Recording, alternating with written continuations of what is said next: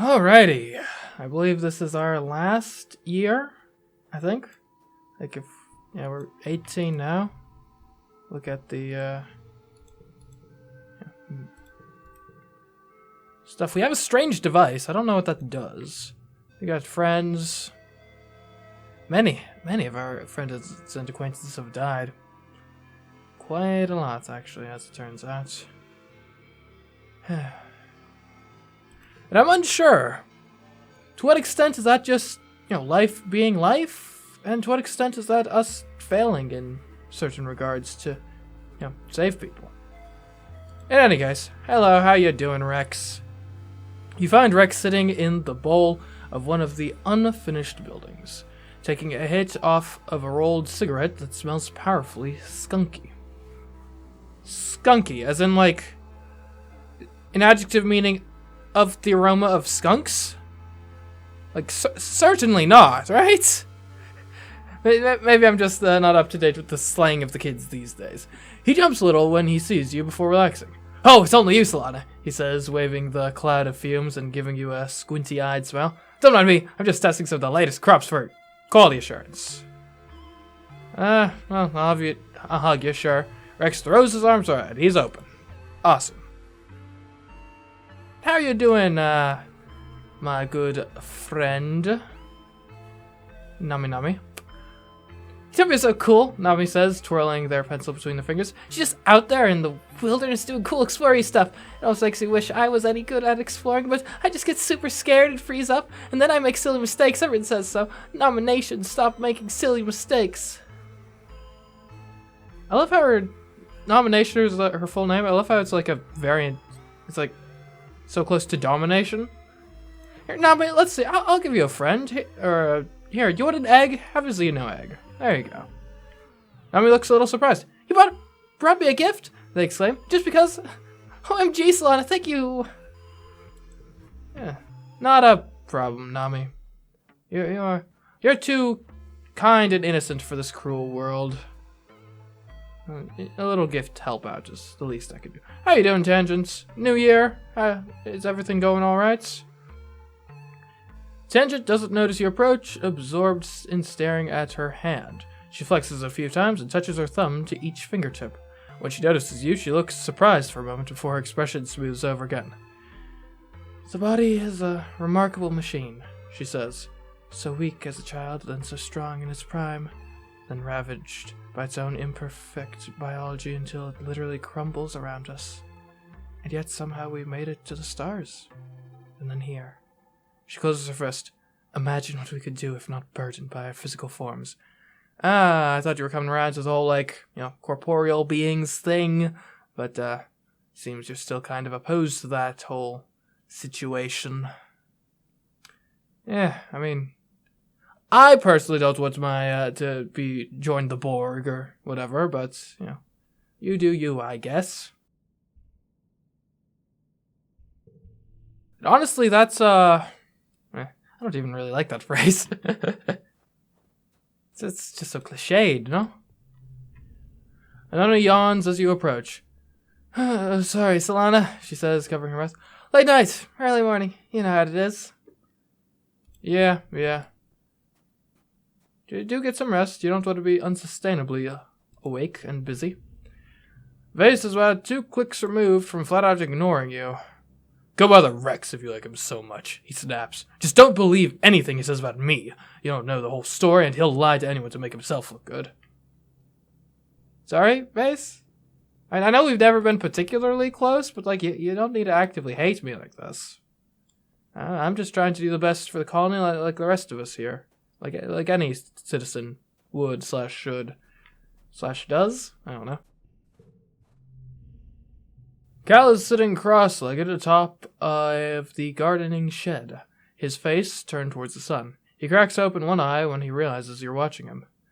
"I like to spend a little bit of time every day communing with the planet," he says, smiling down at you. "I think it's kind of important to think about why we're here and what we're doing, you know?" "No, not really. I don't really know about the nature facts either. Biology of 40? Yeah, that's not me." It's not actually that far off from being me, though. And yes. Oh, I forgot about Mars. We'll talk to Gist and Mars, and then we'll figure out what exactly we want to achieve this year. And obviously, we're probably not starting a rebellion. How you doing, Dis? If you're here to tell me what to do, go away. Dis mutters, frowning out into the wilderness. I don't have to listen to you. You don't have to. But, have you considered this cake? Yeah, I got ripped off, but, Dis looks at the cake with barely contained disgust. You made this, he says. What a waste. Oh, apparently Dis dislikes cakes. Yes. Do you realize how much I spent on that? I could have gone to the spa, man. Okay, well, good to know. Hello, Mars. What's going on? Mars is fanning herself with her well-manicured hand. She says. Can we just turn down the heat on this whole stupid planet? It's either hot and dry or cool and muggy, and I'm tired of it. No, we can't. Yeah, that's difficult. You can go inside for a bit. That might help. So what do you want to do? It's probably not a bad idea to do some relaxation, but in terms of stats, right? Because I've got to assume there's going to be some sort of challenges and stuff towards the end of this year, because again, I'm pretty sure it's the last year. So, obviously we got Persuasion maxed, we got Creativity pretty high, Empathy honestly could be better, and Bravery is decent, but that's mostly due to our cape. We're organized. So I guess the question is, which of these other stats do we want to have alongside high persuasion? Like what pairs well? I do think reasoning and organization make a compelling argument, because that can kind of be the trappings of political leadership, right? Being able to persuade people, but then being organized in your leadership, being able to have good reasoning to decide smart things. Perception, I wouldn't mind getting that a bit higher. Empathy as well, like that actually was our lead stat at the beginning of the game, and it's really fallen off. I wouldn't mind getting that up a bit. But first, I want to start off the year by going here to Geoponics, and we're going to relax in the park because I think that helps us improve our pets. You and Cal walk through the park, a special place set aside for growing ornamental plants from Earth. It was grown from a precious seed bank, preserved for over 20 years aboard the Stratospheric, before your mother started planting them here on Rotumna. Almost nothing here is grown for food, though many of them are technically edible. It's so green here, Cal says, stopping to smell a bush of fist-sized red flowers with velvety petals. Wow, they smell so sweet. My mom worked really hard on this, giving us, this little taste of just calm, peaceful civilization in this harsh planet. So, this park is your mom's legacy. She was the one who brought these flower seeds from Earth and spent the time planting this garden, even when there was so much work to do on the farms. She always seemed like such a sensible hard ass, but here is proof that she had a soft, nostalgic side. You wonder what else you never got the chance to learn from her. It's peaceful. Cal breathes deep, a funny smile on his face. It really is. This is one of my favorite places in the whole colony. You can really feel the love in every plant. One pretty white flower in particular is flourishing here. The Astrantia, your mother's favorite. It seems to be growing faster than even native plants do, covering the paths and bluffs with tiny white stars. You practically have to push clumps of it aside in some places just to make sure you don't crush any. Good thing it's so beautiful. And probably going to be an invasive species to dominate the planet. And you know what? For all of the nonsense this planet has given us, I can get behind us giving it a bit of nonsense back. You visit your mom's little garden. There's a small shrine set up in memory of her and your father. Her favorite flowers, his old boots. On Earth, they used to put whole bodies into boxes and bury them underground. The colony has always skipped the decomposition step, using a process to quickly render bodies into nutrient-rich mulch. Your mom and dad stipulated that their remains would be used here, added to the dirt they tended so lovingly in life. Sitting here, feel like they could be just around the corner. I don't really have anything to leave as a gift at the shrine, so just talk to them. About what? About how much you miss them. It's been some time, but it's still sad, especially because, like, in a normal year, a couple years ago, they'd be celebrating our birthday with us, and well, now they certainly won't. You spend some time talking in the general direction of the shrine about how much you miss your mom and dad, and how unfair it is that they died so young. You know that the whole colony is your family, but being orphaned at 16 is still a heavy blow. Imagine your mom ruffling your hair and telling you to toughen up, and getting a warm bear hug from your dad. You hear footsteps behind you, and the creaking of the little garden gates. Cal kneels beside you and gazes at the shrine. I miss them too, he murmurs. I know I already have more parents than the average person, but your mom and dad were kind of like my parents too. They taught me everything I know about agriculture and how to care for the animals. He smiles sadly. I hope I can be half the farmer they were.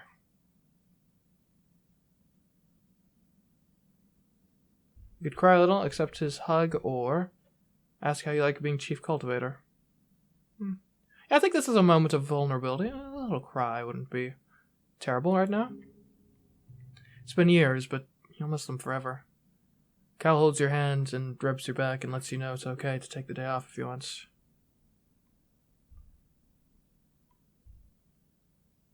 I think at this point we could have a thanks I needed that, or we can maybe bring ourselves together and pivot to more light topics. So how do you like being the chief cultivator? Well, I don't really wanted the job, Cal replies. He scratches his fingers in the loamy dirt as he speaks. Your parents are kinda, well, without them no one really comes close. Most everyone else who works in geoponics, they're just semi-skilled workers who don't know much of the actual science as they did. They really pushed me to learn that stuff too, he says. Nitrogen cycles and soil chemistry and veterinary science. So I guess everyone just kinda thought I could train up at it. He sighs and rubs his chin, leaving an earthy smear. It sounds like I want the job, he admits. I mean, I'm only 19. What do I know about running a farm? But the way the other people in geoponics talk about it, it's like they think it's cursed. He stops and smiles apologetically. Sorry. Sure, it's not really cursed. Mostly. Cal continues. Everyone here is just doing the same job they always were. I'm supposed to go to council meetings, but I just let them make decisions and they tell me what to do. You and Cal sit and contemplate your parents' memorial shrine for a while longer. Eventually, Cal has to get back to his work. He lets you know it's okay to take the day off if you need to. You're not my boss. I'm just relaxing. Okay, we could get rid of escaping the Shimmerglade. It is wild and a diamond, so there's that. But it's also 0, and 0s just generally aren't good. So yeah, goodbye. You're all out of bed at noon, because you're allowed to. Because it's your birthday! But also because you're exhausted. You barely slept at all last night. You've been having these nightmares since the siege, more and more every night. Like they're trying to tell you something urgent. You can't make any sense of it. All the imagery is jumbled together. All these possibilities and timelines and things that might happen. Some nights you wake up in a cold sweat, a scream already in your throat. You sit on the edge of your bed, run a hand through your hair and check your hollow palm. A few people wished you happy birthday, but that's all. I guess you're getting older. Birthdays aren't as important as they used to be. Right, and Mars wants to meet you for lunch in the lounge today. You have to practice your smile. Let's go meet Mars for lunch. As you enter the lounge... Surprise! You do your very best to play along and act surprised. Whoo! Streamers, balloons. Great. Oh, surprise party. That's nice. All of your friends are standing around wearing goofy hats and clapping. Nami is holding a bunch of balloons larger than they are, and Rex is wearing a cute little waiter's outfit with a bow tie. You accept their hugs and birthday wishes, trying to hide your exhaustion and demurring with a few pointed All this for me? You shouldn't have. No, really. Rex wanders around with a tray full of little snacks, offering them to everyone with a vampy accent and a silly air-headed giggle. The goofball act chips away at the natural awkwardness of a surprise party. That is, the first 5 minutes after everyone shouts surprise, and soon everyone is laughing and enjoying themselves. Despite your exhaustion, you start to smile too. Your friends are so amazing, and they're all here because they care about you. Then you get some unexpected guests. The lounge begins to fill with Helio kids, mostly ones you don't know. The ones who usually keep to themselves and, well, don't much like you. Original stereo or stratospheric kids. Vase and an enemy are with them, his arm draped over her shoulders. An enemy gives you a little wave of acknowledgement for your birthday, which earns a weird look from Vase. I didn't realize these two were a couple. Good for them. Hey, who invited you guys? Cal says, stepping forward with his hands clenched. This is a private party. Cal, we're adults here, basically. Let's not be having such minor trifles. It's a public lounge, Face replies. We can sit anywhere we want, wherever we want. Cal stomps right into the midst of the Helios. You guys think just because you fell out of the sky you're the wormhole's gift to Vertumna? He spits out. We don't need you. We never needed you. All you do is make things worse, like this party. Well, I mean, to be fair, Cal, we were on the verge of starvation before they showed up, so... You know. You've rarely seen Cal so ready for a fight. He doesn't seem to care that the body language of the Helio kids has changed from cocky to dangerous. You're just a bunch of fascists, Cal continues. You and Lum. Those are strong words.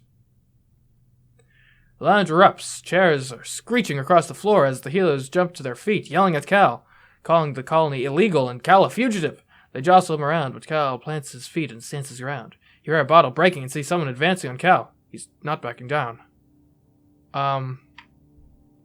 Look, let's stop this, guys. Guys, we don't need to do anything, violent and rash here on my birthday. Is this really the birthday present you want to give me, Cal? Seeing you get, shanked by some guy with, a broken bottle? Have we not already seen enough death on this planet?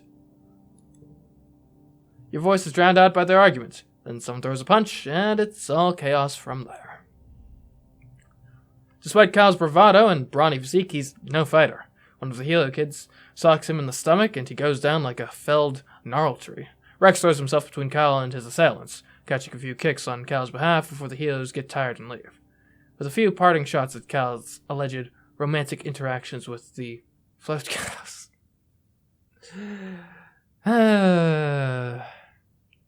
Come on, guys, come on. That's just low class. Vase doesn't get involved, but he doesn't stop them either. He's the last to leave the lounge, staring hard at Rex before smirking and turning away. Rex helps Cal to his feet. First time, huh? He says, dusting off Cal's clothes. Don't worry, they probably got it out of their system. Good on you for sticking up for yourself. An enemy lingers at a distance, clearly angry at Cal, but feeling bad about the fights. Well, Mars exclaims, clapping her hands. That was enough excitement, I think. Let's move on to the important part, cake and presents. Under Mars's skillful party hosting hand, the mood shifts back to festive. You enjoy the presents and your cake, but tensions boiling over like that is a bad omen for the rest of the year. Yeah. Mid-quiets. Okay. Also, I thought I would get a chance to upgrade my pet there. Did I miss the option? I don't know. Maybe I needed to have my pet equipped for that to, be a thing. Probably. Okay. Well, in any case, what do I want to do now?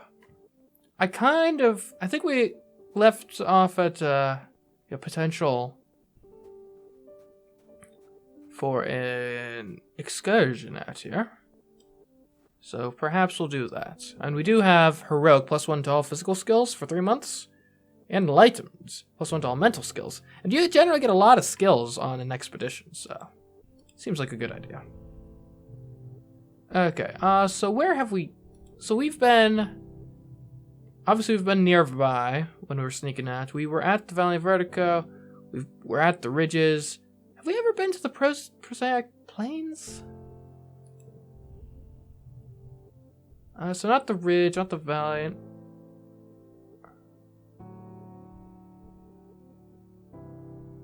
We already got the main event on the ridge.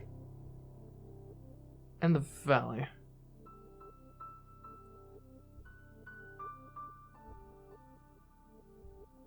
I thought we were supposed to have the swamps in, or maybe it was the plains.